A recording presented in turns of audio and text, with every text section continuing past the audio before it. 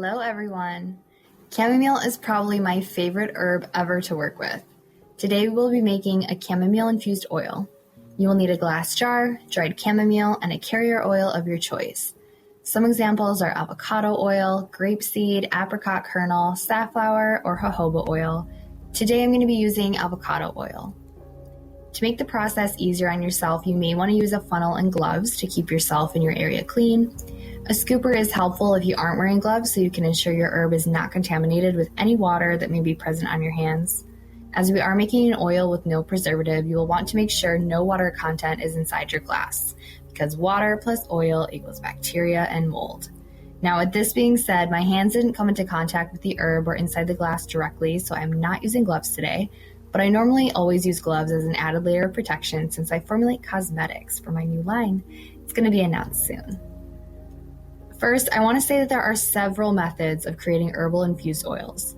I have studied folk or slow herbalism extensively and personally witnessed the difference in potency when herbal creations are made using the slow infusion method. One day maybe I'll do a video on all the different ways to create an herbal oil, which includes sun-infused methods and stovetop methods, if you're interested in Googling them. But for now, let's just focus on making this oil the way our ancestors did. The simplest way to describe the slow infusion method is this. Pour an oil over your herb and let it sit for 6 to 8 weeks. Pour the herb oil mixture into a cheesecloth or meth strainer to remove the herb, and voila!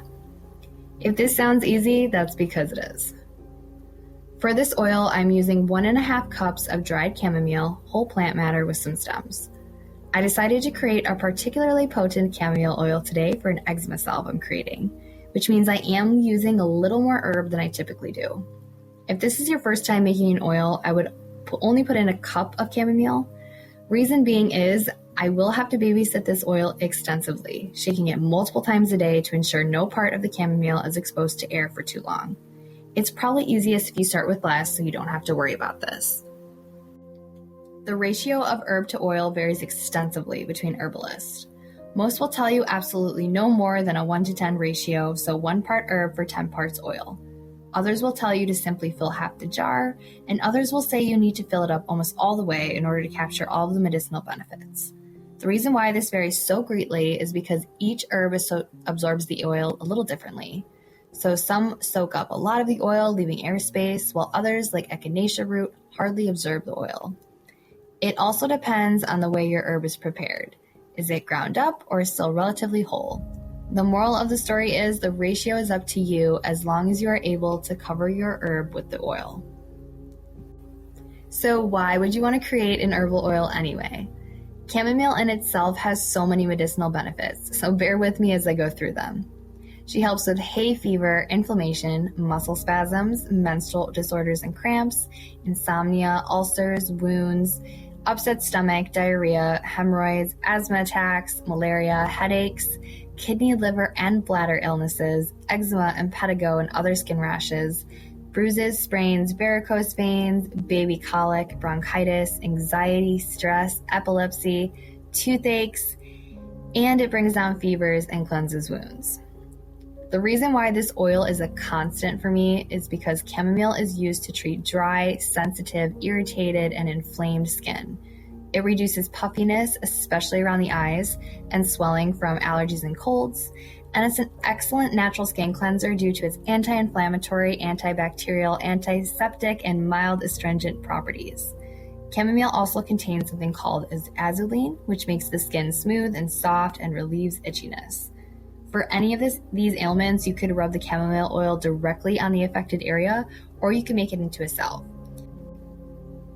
This next part is not necessary, but it's something that I almost always do. The reason why we want to cover the herb with oil is to prevent oxidation, or exposing the wet herb to air, which can create a slew of bacteria. Get a clean, sterilized butter knife or bubble remover, which is sold by Ball and other companies specifically for canning purposes, and stick it in the base of the jar, slowly moving your way around the edge of the jar. You will see the bubbles rise as you do this. You won't ever remove all of the bubbles, but go around the jar a couple times until you see the bubbles subside. The last thing I always do is put a label on it. At the very least, you should write what the oil is and when you created it. I like to put when to strain my oils as well, just as a reminder. Thank you so much for joining me today. I hope that this was helpful. If you learned something, please like and subscribe. Send me a comment. Connect with me in my socials. All of my links are in the description box. And thank you so much again for coming along with me. I hope that you create this oil and it's helpful for you.